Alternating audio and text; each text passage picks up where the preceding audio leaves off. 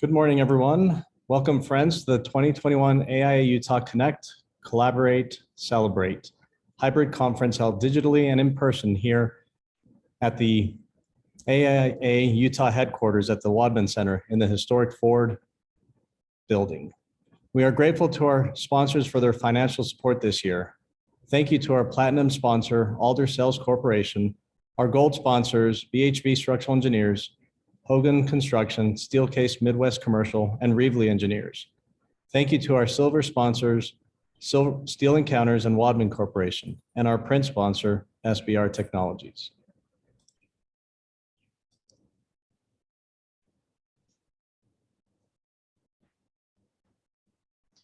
Welcome, everybody. I'm AIA President Phil Hatterley. I'm here today to introduce Fran Pruyn, our public member. She is on the board of directors with us as a public member. She, even though she's not a licensed architect, she knows the architectural industry very well. She's a wonderful writer and she's a friend to all architects. So she has a wonderful presentation for us today, and I'm going to turn the time over to Fran. Hi. Hi. I'm Fran. I'm Fran Pruyn. I worked in the Utah architectural industry for nearly 40 years. I just retired. First with GSBS and later with Allen's firm, CRSA. And I was a marketing director. And so I coached tons of interviews. And I always told people, don't read your notes. Well, today I'm going to read my notes. I also told people to stand up. Robert told me I have to sit down. So, you know, for those of you who have been coached by me, yeah, do what I say, not what I'm doing. I have a PowerPoint, very short PowerPoint, and a video, and I don't want to mess Robert Pinion up and play the wrong thing at the wrong time. So fortunately, what I'm talking about in its very nature is just really interesting.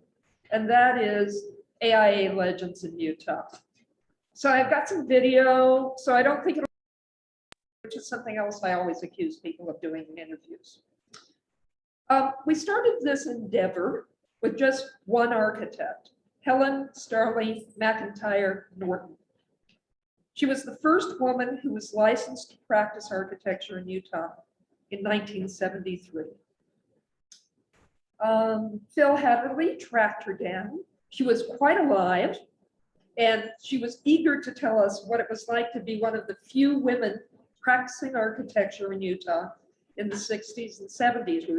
We wrote an article about her for Reflection, our AIA Utah magazine, and we honored her with a citation. Then that's when we realized there are many successful retired architects living in Utah. They have rich histories, and little has been recorded about their careers that largely spanned the second half of the 20th century and the early 2000s.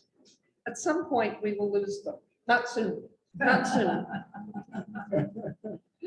We know something about their work, their buildings, their firms, their legacy, but we on the AIA Utah board thought it'd be great to know them as people and as architects better and find a place for them in our archives so that new generations can tap into who they were, how they worked, and what motivated them. These men, and yes, they're all men this time because of the second half of the 20th century. The firm owners practiced architecture for many decades and founded well-known architectural practices. We've got Eldon Talbot right here. There he is, MHTN. Frank Ferguson, who can't be with us today, from FFKR. Alan Roberts, CRSA. Niels Valentiner. Myron Richardson, go back. Myron Richardson, Rickson and Christopher, Niels Valentiner, VCBO, and Mike Stransky from GSBS. So we interviewed them on video. And I gotta be honest here and say that some of the videos were higher quality than other videos. And we've learned the benefit of having a good camera operator, lighting, and particularly sound. Still, we captured all their stories and I transcribed their answers for Reflection magazine. All 6 of them will appear in the next 3 issues of Reflection, 2 per issue. And the next one's going to be Eldon and Frank Ferguson. So keep your eyes out for that. I'm sure it's going to come out very soon. So how did we go about this and how did we choose whom to interview? We chose people we knew who we thought might be willing to talk to us. We contacted them, we went to visit them, we asked them a series of questions, video recorded their answers, transcribed the video, distilled them for the articles, and edited the videos into shorter videos for public consumption. So you're going to say, well, but what about this person or that person? And yes, yes, yes. They all need to be interviewed, video recorded. And I encourage any and all of you to join us on this project. I encourage all your firms out there in digital land to capture this information as your people retire. And we should find a safe place for them within the annals of the AIA Utah and UCFA archives. In fairness, it's a bit time consuming. So for the nods, we'll just continue the way we're going. So a little diversion here, and I'll get to the meat of this in a second. Little diversion here. Here's what we've learned about doing this project. And you might want to know this as you capture your family histories as well. You know, just like so many people think that they can be an architect because they don't know what it takes to be an architect. Well, I thought all I needed was an iPhone XR to capture these stories. Well, I had to go back to Mike and I had to go back to Niels to ask them to re-record a couple of their answers. It was so embarrassing. And Mike is now in Mesa with an ill family member. And so you're not going to be hearing from him on this video because I couldn't re-record him. So I'm going to be quoting it. I do have that attractive picture of him. And I really hope we have another opportunity to capture the story. In the meantime, we have some video excerpts from the other interviews. I'd also like to say that we asked everyone the same questions, but turns out these guys are really fascinating people and our discussions just kind of went where our discussions went. So I can't believe and begin to tell you how wonderful it was to talk to all 7 of these truly magnificent architects. And I can't begin to summarize everything they told me, but I'm here to give you a sampler, a tasting, and hope that you delve deeper into the stories. First by thinking of questions for these 2 gentlemen after my little presentation, and then by reading the stories and watching the interviews. So today, we're going to talk about the commonalities, the differences, and some of the ways they perceive architecture has evolved from 1950 something to now. We did ask everyone, when did they decide to become an architect? Well, Myron and Frank were going to be engineers, but they didn't do great in the program. Mike thought about being a petroleum engineer or maybe going to a military academy, but turns out they don't accept people who are colorblind. Eldon thought about being a landscape architect, but changed his mind after working with his dad, who was a builder. And Niels got some career advice from an architect in his native Denmark when he was at Gymnasium. And then there was Alan.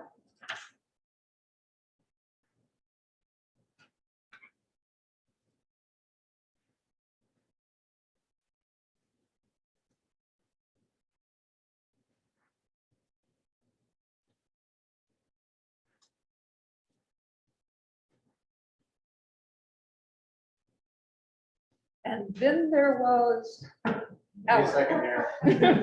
Give me a second. It's not showing up. Here we go.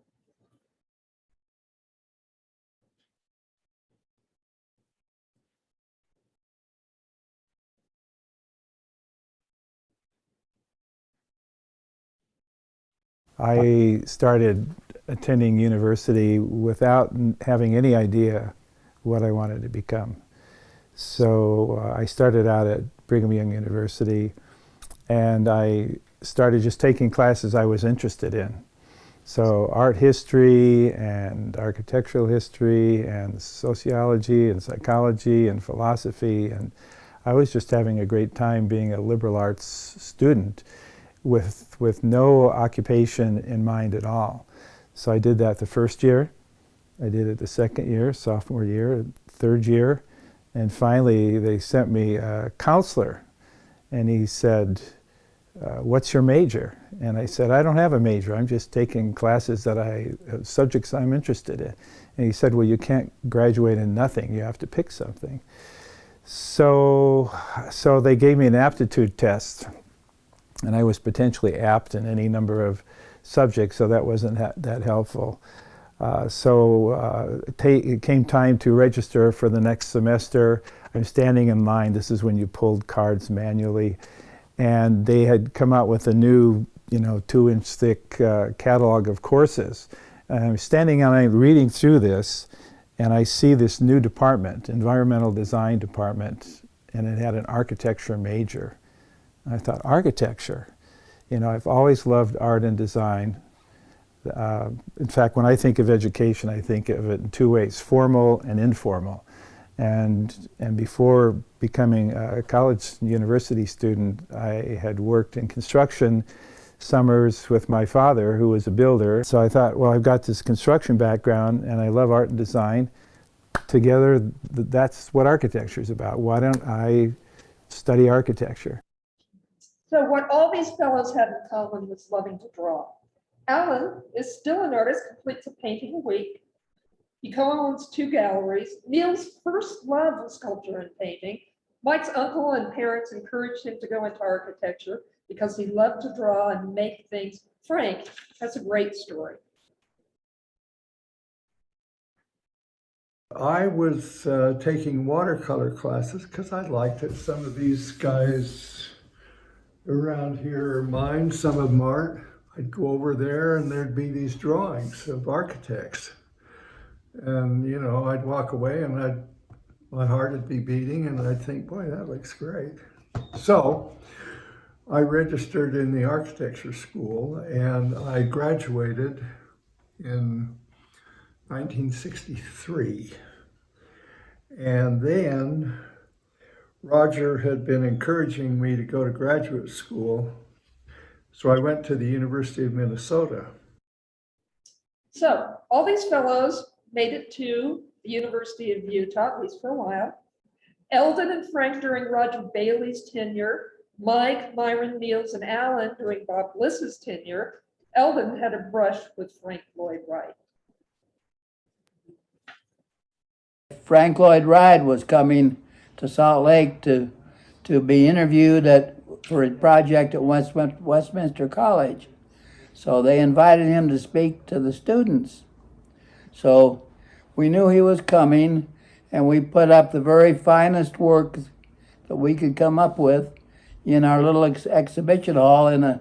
The school was in a wood building from was a barracks building.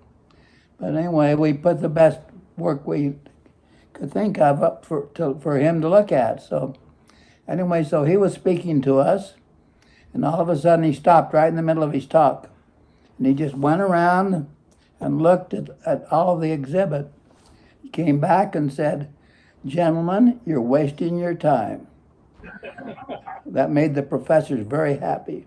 Mayor Glade took Frank Lloyd Wright on a little trip around Salt Lake City. And in the course of it, they went to Temple Square. And he wanted to go in the temple, and he told him, you can't go in there. And he had a little hard time understanding that. But he went in the tabernacle. He was just taken with that building. And when he left that building, he went up in the roof structure. When he left the building, he said, "This is one of the finest pieces of architecture in this country and perhaps the world." So it wasn't easy. but they all made it out of school, although, as Mike said, not without a struggle.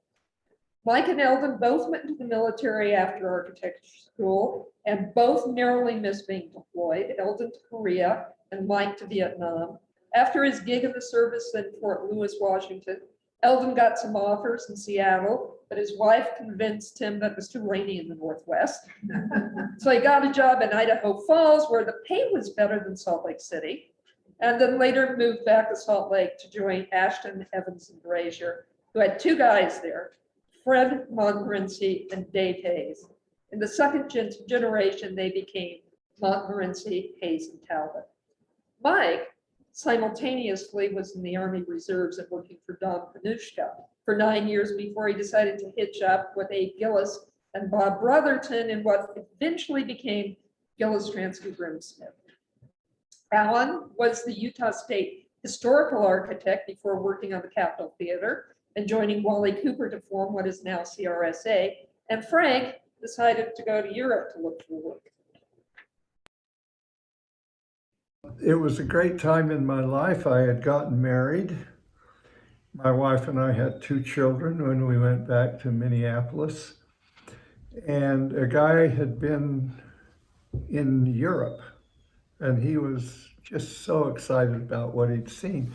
On top of that, I had been interested in Gothic cathedrals. I wondered, how in the hell did they get built?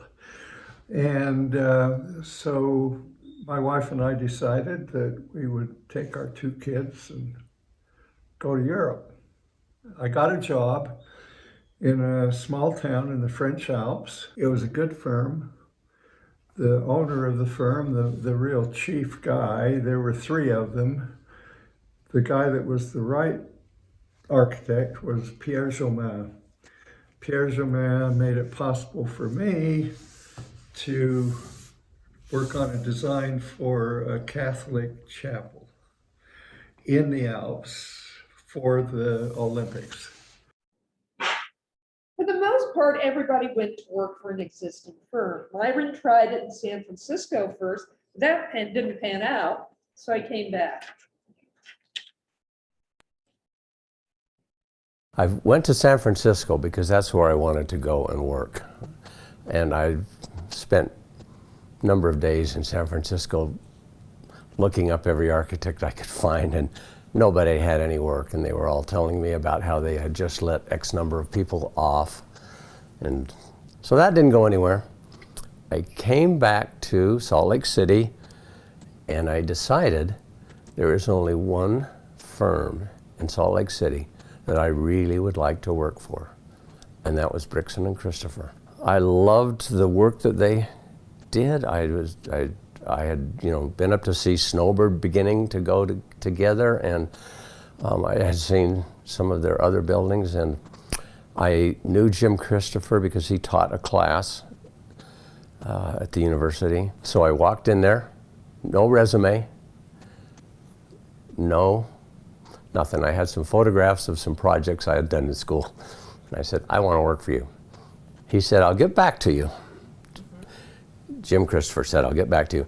And he talked to a friend who I think we all know, named Stan Crawley, who taught structures at the University of Utah.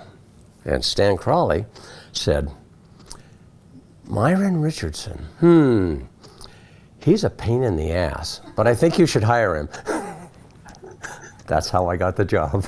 Brixton and Christopher is the only place I ever worked as an architect.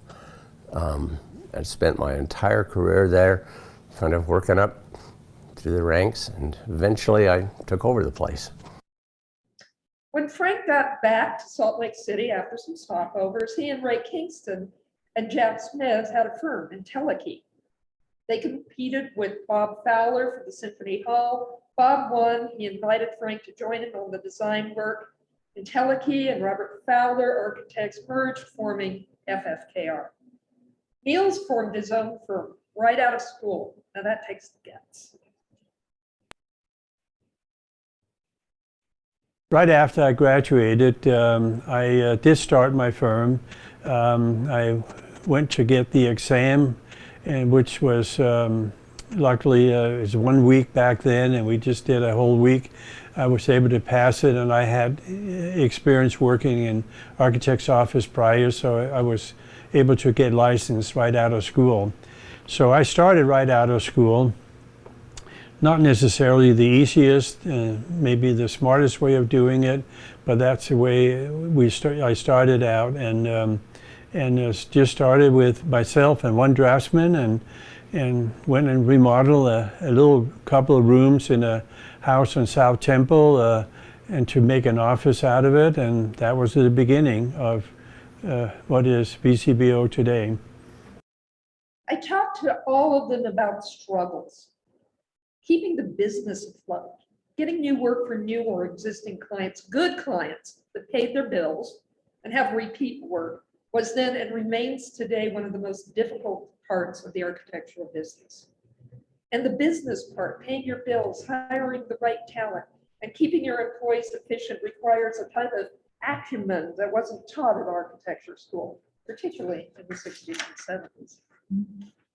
So what Mike said was, I think every architect experiences this to some degree, but when you're starting your firm, having a strong financial basis is important. We mortgaged my house. We dipped into my savings to pay some bills. I had a lot of cold showers. Not cold from the start, but because I didn't want to get out of the shower. It was kind of the head against the wall thinking, we got to get through this. So that's a struggle. But you still believe in yourself. And you believe in your partner, and my wife believed in me. She lived through that stuff, and it was as tough a time for her as it was for me. But we knew we could do it. We never missed a payroll. Never, never. I'm really proud of having done that. Never stepped on anyone to make that happen. No consultant ever went unpaid. You know the drill on that. That's usually because clients that don't pay and the whole team loses. I would say that's a struggle. The work was never too hard. Oh, it was grueling at times, trying to get the work done, trying to figure out how to get the new job, always keeping a flow of projects in the office. Those are struggles, but those are just meaningful moments in your career. You find a way. You just find a way and make it happen. Growing a firm is challenging. During the 80s, Niels did what he called the smartest thing he ever did. Well, that is the interesting part of it. I mean, I was developing the office over the next probably 10 or 15 years by myself. And but late on in the 80s, I brought in some partners. Probably the smartest thing I have ever done as an architect is to recognize that I need other people. We need people to cooperate with and collaborate with. I brought in Steve Crane as a partner together with Peter Brunches and Sean Onion, and we became Valentina Crane, Brunches, and Onion architects, and that was the beginning of becoming a larger firm. My work has primarily been in commercial. Prior to that, with Steve Crane, it was more school and educational building, and that broadened our base and our capability, and we grew from that stage on. And the growth of the firm laid on adding more partners, and we literally gone through, I call it the third generation now. We're first starting, the middle of second generation, and we into the third generation of trying to keep the firm organized, structured, and keep doing work. I talked to each of the architects about the evolution of the architectural industry. Frank talked about modernism. Myron talked about how architecture went from brutalism to something more personal, now to something that seems to be slicker and more corporate. All 6 architects agreed that technology has changed architecture. All of them agree that buildings are more energy efficient, more code compliant, more accessible. As Neil says, buildings have become a lot more sophisticated and operate a lot better. And as Eldon says,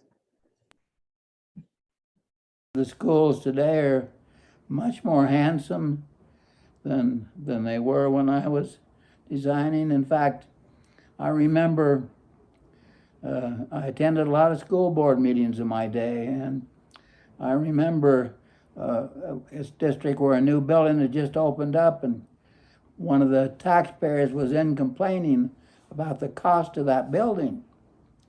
And so they showed him, they knew he was coming, they showed him that it was comparable to what was other buildings of that type. And he said, well, it looks too good and we don't want that anymore. It's become much more technical. When I took my architectural exams, there were 40 hours of exams, 5 days.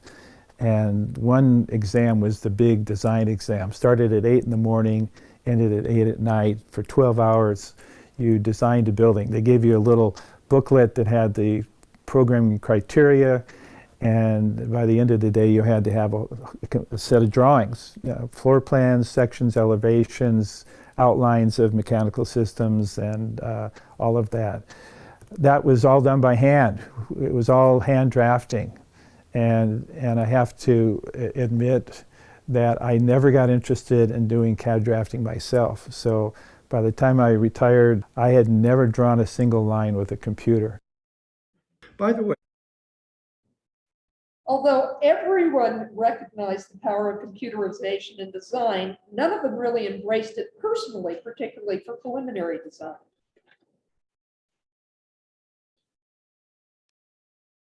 everything I'm telling you came before computers. I had a pencil and a hand, and every project on there was done with a pencil in a hand, and no computer assisted design and so on, which I recognize as a great thing, but I predated that. And I honestly don't know how I would have done had there been more computerization of work, because there's something between this and this that helps you through projects. I think technology has dramatically impacted the profession. It impacted me. I learned early on that I love to draw. I became an architect because I love to draw. And drawing on a computer is not very interesting. And I refused to use a computer. I kind of learned how, but I never did it. And I think that is a big change, and I think it has something to do with the buildings seeming to lack a little personality, is because it's very hard to draw something special in a computer. It wants to draw what it knows. It wants to lead you. And you know, I like the idea of taking a pencil and starting with a line and not knowing where it's going to end until you say, yeah, there. Well, that is very difficult with a computer. Not impossible, but very difficult. And so I think the use of the computer, which is now pervasive, has really affected architecture. There was something of putting your hands on a piece of paper and drawing the lines and thinking about the people walking through those spaces that I think is being lost. Buildings now are very well built, very well designed, but are somewhat featureless. And the things like making it ADA accessible and making it energy efficient and all like that, that used to come just as a part of your design as you did it. You just thought about that and you go, oh yeah, I'll put the windows here, I'll put the door here, the roof will be like this, and you know, I'll have overhangs here and there. You did it without even thinking about it. You didn't have a special set of drawings that were the energy efficiency drawings. It was just part of what you did. I asked them to talk about their work. They did so with such excitement and such fervor. And so I wish I had the time and the capacity to show you some of the landmarks that they've worked on, because you're architects. At least a number of you are architects. And you deeply care about the good buildings and what they consider the best of their bodies of work. They all deserve that showcase. But it does beg the question, what is a good building? So I asked them that. And they all agree that a good building has to be considered within its context, be really great, to really pass the test of time. When I asked them about some representative good buildings in Utah and buildings that they were really proud of, they included the Natural History Museum of Utah, Symphony Hall, the Speed Skating Oval, Salt Lake Public Library, the Sutton Geology and Geophysics buildings. These architects also got to work on buildings that were really pretty good to begin with, like the Cathedral of the Madeleine, the Nephi Temple, and the Utah State Capitol. Yeah, that building has been rated one of the top 3 most beautiful state capitals in the country. And it's an exceptional building, really. The outside, the inside, the attention to detail, the use of materials, and now that it's been restored, even more so. I would say one of the absolute best buildings in the state of Utah is the Capitol. It is a beautifully designed building. It is well constructed, and it just looks like it belongs there forever. Well, I'll tell you, the best building in Utah is the Capitol. Richard Kletting, geez, he did a great job. I just think that's the best, period. And Mike Any said, advice I'd give to an architect is, thank you, we're good. And Mike also said, the Capitol, and it's gone through a major renovation. It's going to be here for a long, long time to come. And finally, we asked what advice you would give a young architect, a person just starting out in the business. to an architect is to make integrity important in your life and to treat everybody with that in mind. And especially in today where there seems to be a lack of it. We used to do our major projects without a contract. Somebody that we'd worked with before, but major contract without a contract. And anyway, one day our insurance provider says you can't do that anymore. You got to have a contract. So I go in to see one of our major clients on a new building we're doing, a multi-million-dollar building, and I bring out the contract, and he said, "Did you prepare this contract?" And I said, "Yes." He just signed it. No, that means a lot to me. That means a lot to me. It is a different setting than it was 20, 30, 40 years ago. And it's probably, in many ways, one that we are much more open, understand the market. Salt Lake City was very narrow, little area, just with a few small firms, 10, 15 people.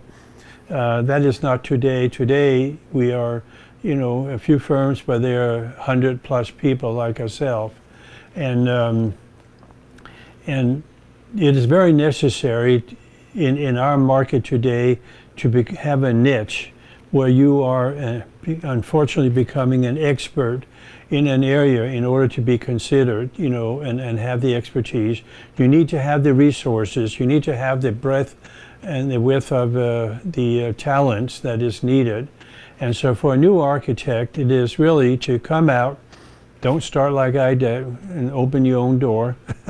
I wouldn't recommend that. But to get experience in firms, decide what direction you want to go in, but find the niche that you can have the most influence on. That way you can grow in a firm and grow into something that is of a significance in your career.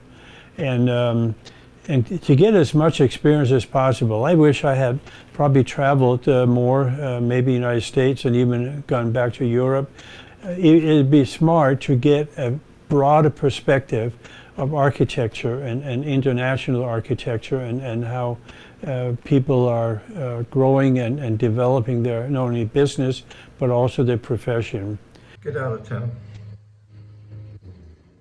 My exit from Salt Lake City to the Midwest, to Europe, to San Francisco, to California.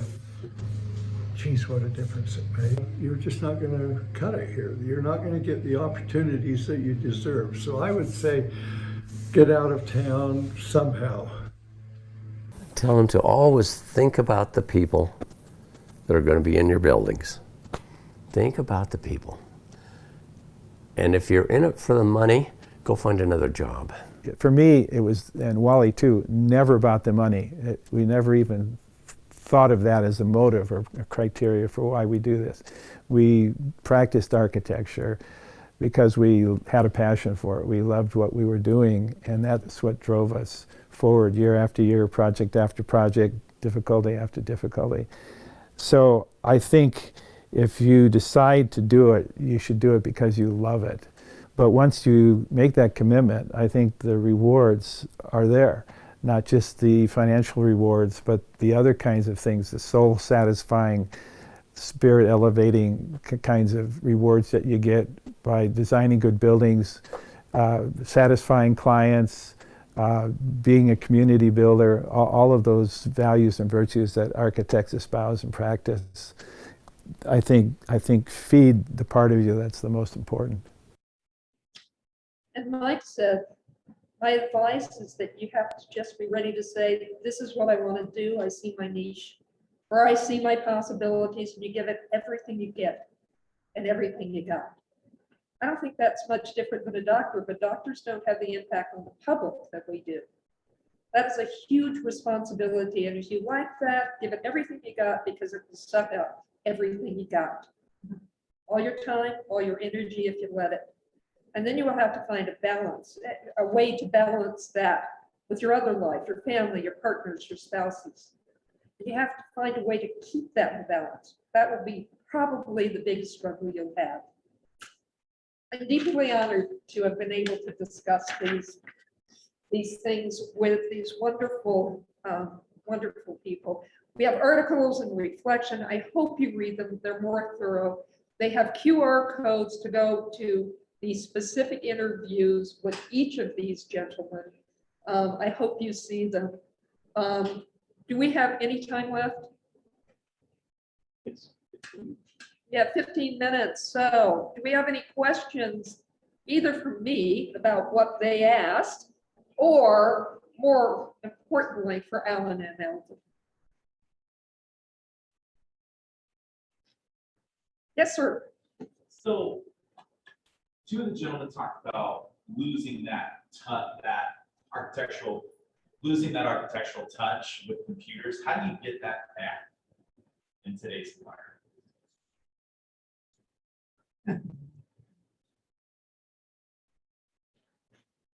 I never went there. Instead, I retired. Actually, I retired from CRSA in 2017, but I only retired 3 weeks ago. I continued to work from my home office until I decided 3 weeks ago, at the end of August, to finally hang up my drafting board, parallel bar, pencil, template. Finally decided to move on to writing books and doing art. I never used a computer. I'm the only one in my firm of 75 who did a job with computers. So I don't really know how to answer that question, because as Myron said and others, I love drawing. I like starting out in the morning with a blank sheet of paper, pencil, and my ideas, and at the end of the day, I've created something that can end up being a building. It doesn't matter whether it's done on a computer. I once had a client that met me in a Park City, and I designed a building on the back of the napkin during lunch, and it was built with some drawings later. So I'm not the right one to ask that. I'm not sure any of these gentlemen are the right people to ask that. I think that Niels has an enormous amount of respect for the capabilities of computerization and what's happened with it in terms of the crash detection and detailing and efficiency and the efficiency of the building. But he also admitted that he doesn't do it. He has other people do it. Any other questions? Questions from in the chat? Chats?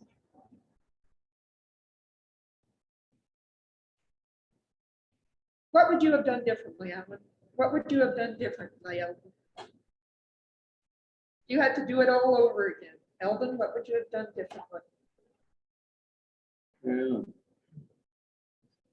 That's a hard question. I enjoyed all the years I was doing architecture. I'm probably the oldest here, so I was not involved in the computer age. But I think if I could reflect on my years in the construction industry, I think I would spend more time traveling and observing what's happening in other parts of the world. I enjoyed my interaction with other offices in the United States. For example, we had, when the year that I retired, we had 3 men in the office that were working on computers, and but they couldn't produce as much as the ones on the board.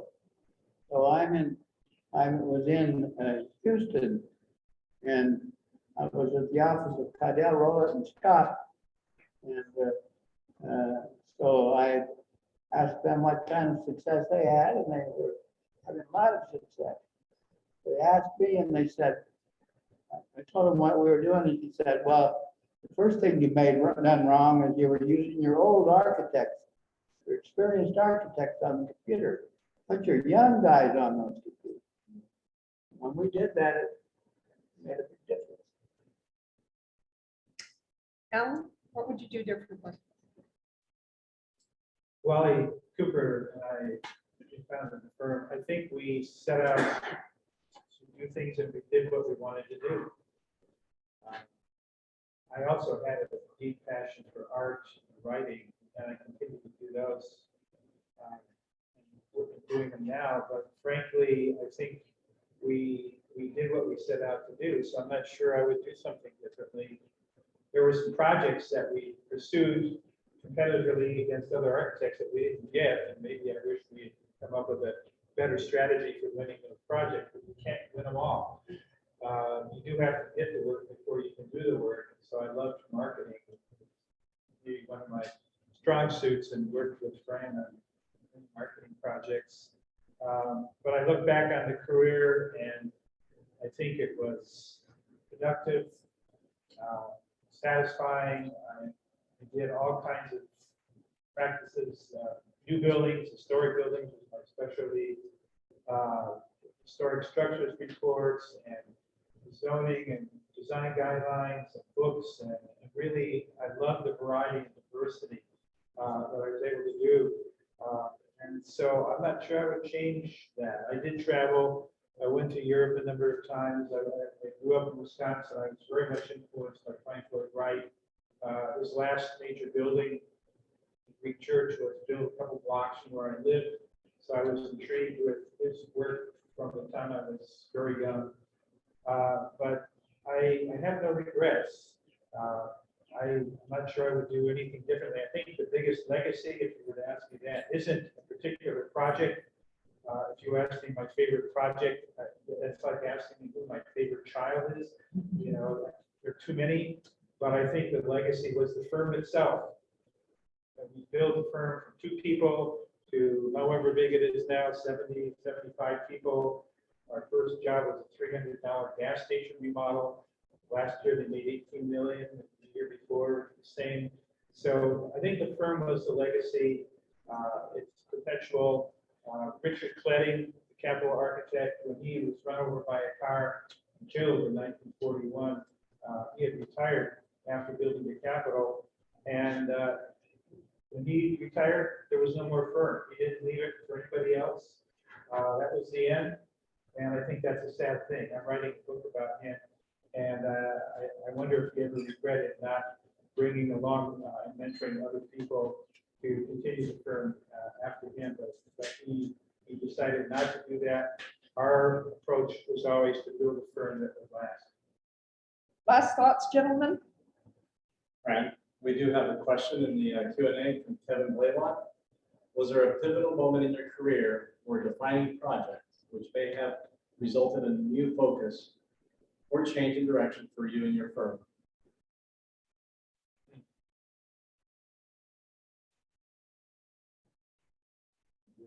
Repeat that, please. My hearing problem. Fran, if you'll repeat the question. Was there a pivotal project in your career that changed the direction of the firm? Or could have changed the direction of the firm?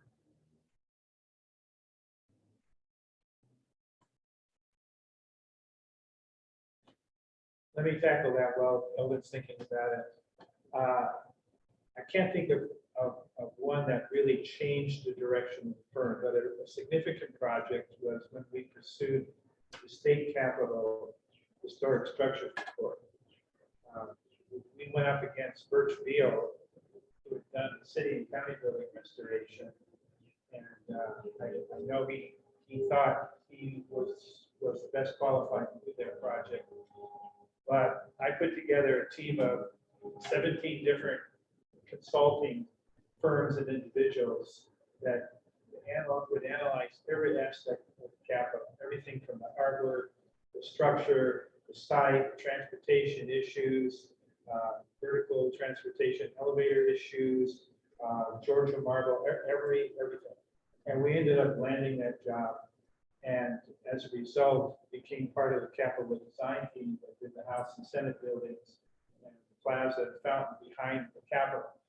At the point that and the study itself was a box set, 6 volumes, 2,000 pages, very, very thorough. From that point on, I think our firm had confidence, the chutzpah, the arrogance maybe, to believe that there was hardly any kind of a restoration project in Utah or elsewhere we could pursue and be successful in landing and doing. And so that was a confidence builder and a changer in a way. Any thoughts, Eldon, about that? I'm blank. Any last thoughts? Oh, we good? Thank you.